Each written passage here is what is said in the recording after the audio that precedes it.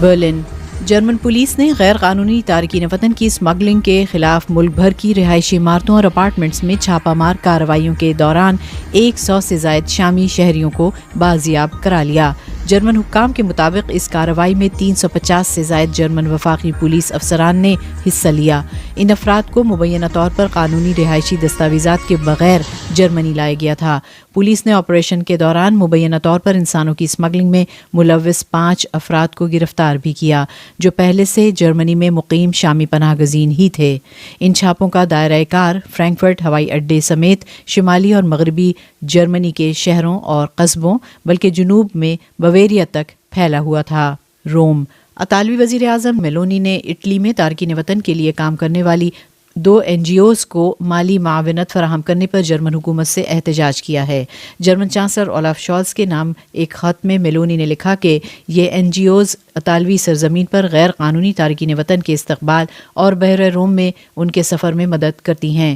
حالیہ ہفتوں میں اطالوی جزیرے لامپیڈوسا پر نئے آنے والے ہزاروں تارکین وطن نے میلونی کی انتہائی دائیں بازو کی حکومت پر دباؤ ڈال رکھا ہے۔ جرمن وزارت خارجہ نے کہا کہ ان 2 خیراتی اداروں کو پہلے ہی امداد کی منظوری دی جا چکی ہے اور یہ کہ سمندر میں لوگوں کو بچانا ایک قانونی، انسانی اور اخلاقی فرض ہے۔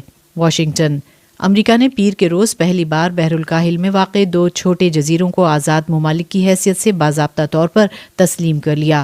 امریکی صدر جو بائیڈن نے کک اور نیو نامی جزائر کو آزاد اور خود مختار ریاستوں کے طور پر تسلیم کرنے کا اعلان کیا۔ بائیڈن نے کہا کہ اس اقدام سے ایک آزاد اور کھلے انڈو پیسفک خطے کو برقرار رکھنے میں مدد ملے گی۔ وارسا پولش وزیر اعظم ماتیوس موراویکی نے سلوواکیہ کے ساتھ اپنی سرحد پر گاڑیوں کی تلاشی کا کام شروع کرنے کا اعلان کیا ہے۔ موراویکی نے کہا کہ یہ اقدام جرمنی کا رخ کرنے والے تارکین وطن کے ایک نئے اور غیر مجاز راستے کو روکنے کے لیے اٹھایا گیا ہے۔ انہوں نے مزید کہا کہ پولینڈ نہیں چاہتا کہ کوئی یہ الزام لگائے کہ اس کی سرحد غیر محفوظ ہے۔ پولینڈ کی حکومت کا یہ اعلان جرمن چانسلر اولاف شالز کی طرف سے ویزا اسکینڈل پر پولینڈ سے وضاحت طلب کیے جانے کے بعد سامنے آیا ہے۔ حال ہی میں ایسی اطلاعات سامنے آئی تھیں کہ وارسا کے افریقہ اور ایشیا میں قائم سفارت خانے ہزاروں ڈالر میں یورپی یونین کے عارضی ورک ویزے فروخت کر رہے ہیں۔ بماکو مالی کی فوجی جنتا نے تکنیکی وجوہات کا حوالہ دیتے ہوئے فروری 2024 میں ہونے والے صدارتی انتخابات ملتوی کرنے کا اعلان کیا ہے۔ اس تاخیر کی وجوہات میں آئین میں نئی شقوں کی شمولیت اور انتخابی فہرستوں کے جائزے کا عمل قرار دیا جا رہا ہے۔ مالی حکومت کا اس فرانسیسی کمپنی کے ساتھ بھی تنازعہ چل رہا ہے جو ملک میں مردم شماری کے ڈیٹا بیس کی منتظم ہے۔ فوجی حکومت نے آئندہ انتخابات کے لیے کوئی نئی تاریخ فراہم نہیں کی۔ خیال رہے کہ اگست 2020 اور مئی 2021 میں 2 فوجی بغاوتوں کے نتیجے میں اس افریقی ملک میں جمہوریت کو نقصان پہنچا ہے۔ گوئٹمالا لاطینی امریکی ملک گوئٹمالا میں موسلادھار بارشوں کے نتیجے میں ایک دریا میں آئی طغیانی اور مٹی کے تودے گرنے سے کم از کم 6 افراد ہلاک اور 15 دیگر لاپتہ ہو گئے۔ حکام کے مطابق سب سے زیادہ نقصان دارالحکومت گوئٹمالا سے چند کلومیٹر دور جھونپڑیوں پر مشتمل ایک قصبے کو پہنچا۔ فائر فائٹرز اور سرچ اینڈ ریسکیو ٹیمیں زندہ بچ جانے والوں یا لاپتہ افراد کی تلاش جاری رکھے ہوئے ہیں۔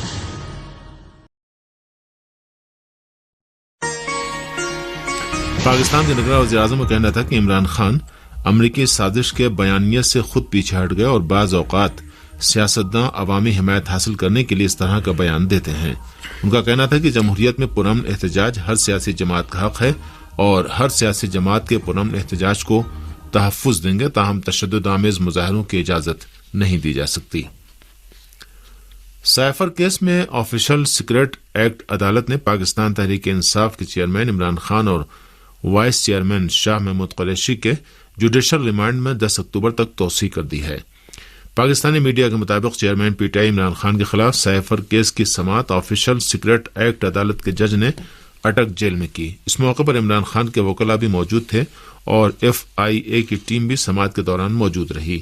فریقین کے دلائل سننے کے بعد خصوصی عدالت کے جج نے پی ٹی آئی کے چیئرمین عمران خان کے جوڈیشل ریمانڈ میں 10 اکتوبر تک توسیع کر دی۔ دوسری جانب پی ٹی آئی کے وائس چیئرمین شاہ محمود قریشی کا جوڈیشل ریمانڈ مکمل ہونے پر انہیں عدالت میں پیش کیا گیا۔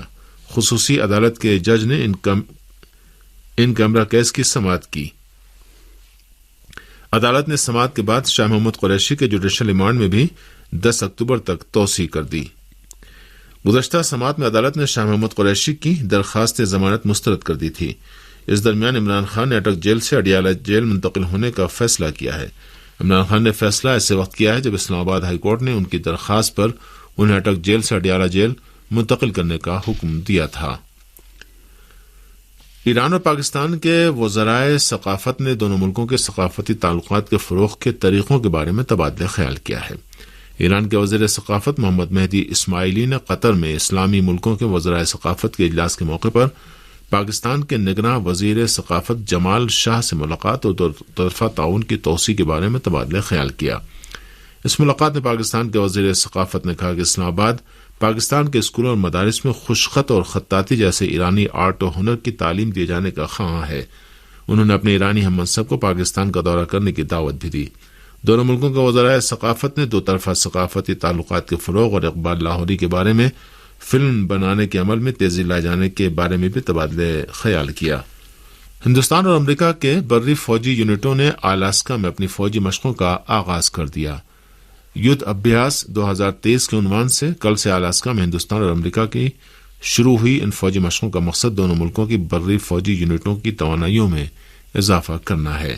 نئی دہلی سے ہمارے نمائندے نے اپنی رپورٹ میں بتایا ہے کہ یہ فوجی مشقیں 25 ستمبر سے شروع ہوئی ہیں اور 8 اکتوبر تک جاری رہیں گی۔ سوڈانی ذرائع کے مطابق دارالحکومت خرطوم اور مختلف دیگر علاقوں میں متحارب فریقوں کے درمیان شدید جنگ جاری ہے۔ خرطوم میں عینی شاہدوں نے فوجی ہیڈ کوارٹر کے اطراف میں گھمسان کی جنگ ہونے کی خبر دی ہے۔ اس جنگ میں دونوں طرف سے مختلف قسم کے بھاری ہتھیار استعمال کیے جا رہے ہیں۔ سوڈانی ریپڈ فورس نے دعویٰ کیا کہ اس نے سوڈانی فوج کے ایک میگ جنگی طیارے کو مار گرایا ہے۔